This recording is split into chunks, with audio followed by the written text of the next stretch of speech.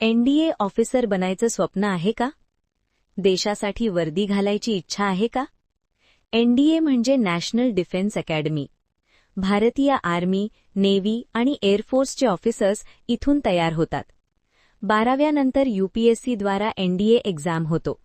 लेखी परीक्षा, SSB interview आणि मेडिकल या 3 टप्प्यांमधून सिलेक्शन होतं. जर तुम्ही आजपासून योग्य तयारी केली तर एनडीए ऑफिसर होण्याचं तुमचं स्वप्न नक्कीच पूर्ण होऊ शकतं. राष्ट्रमाता जिजाऊ डिफेन्स अकॅडमी, चिंचवड, पुणे.